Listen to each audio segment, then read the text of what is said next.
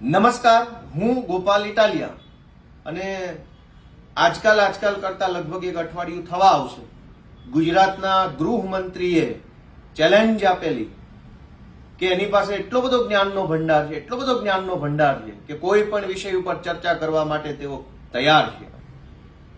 આ ચેલેન્જને મેં સ્વીકારી અને મેં એવું કહ્યું કે કોઈ પણ વિષય ઉપર તો ચર્ચા કરવા માટે હું પોતે જ સક્ષમ નથી, પણ ગૃહમંત્રીની અંડરમાં આવતા ખાતાઓ અને એને લગતા વિષય ઉપર ચર્ચા કરવાની મારી તૈયારી છે. જેમ કે દારૂબંધી, ડ્રગ્સ અને કાયદો, લોકશાહી અને સંવિધાન, કાયદો અને વ્યવસ્થા, જેલ સુધારણા, હોમગાર્ડ, સિવિલ ડિફેન્સ અને પોલીસ સુધારણા.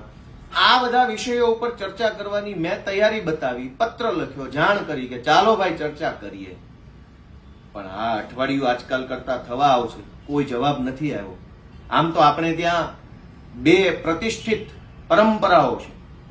એક કે પ્રાણ જાય પણ વચન ન જાય, એવી ઉજળી પરંપરાના આપણે બધા વારસદારો છીએ કે એકવાર બોલાઈ ગયું તો એ શબ્દને સાચા કરવા માટે જીવ આપી દેવો પડે તો કુરબાન છે.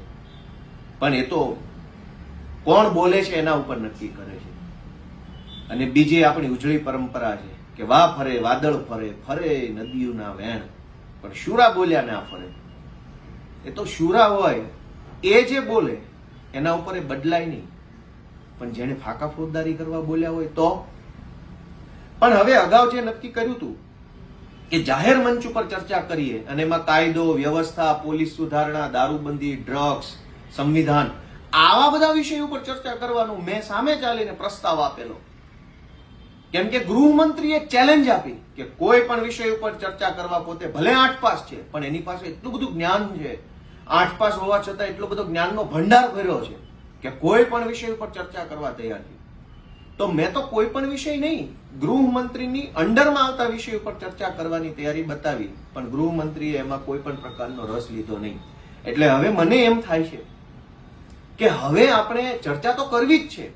ગુજરાતની જનતાને કંઈક જોવા, જાણવા, શીખવા, સમજવા મળે એમાં કંઈ ખોટું નથી.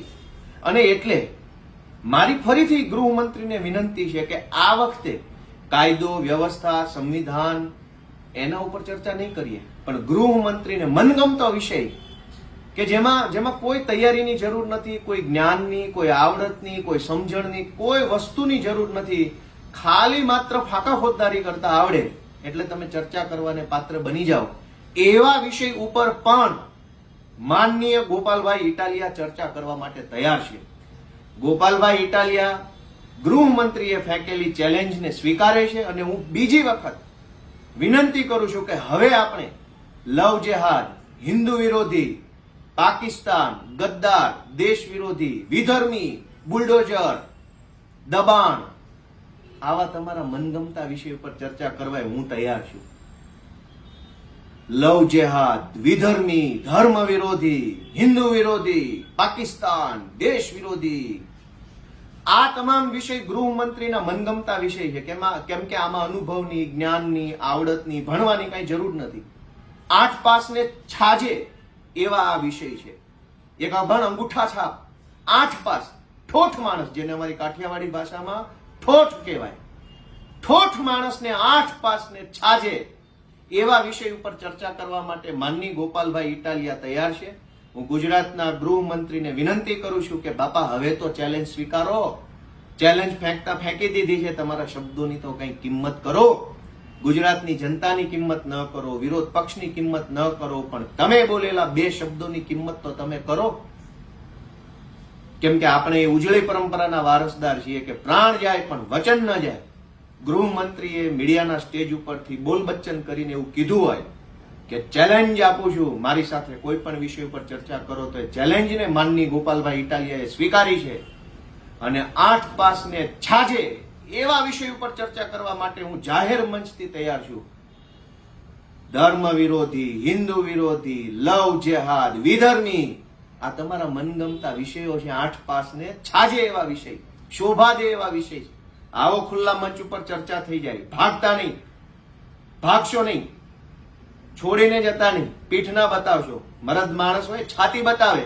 ચેલેન્જ આપી છે, મેં ચેલેન્જ સ્વીકારી છે, આવો થઈ જાય ચર્ચા. જય હિન્દ, જય જય ગરવી ગુજરાત.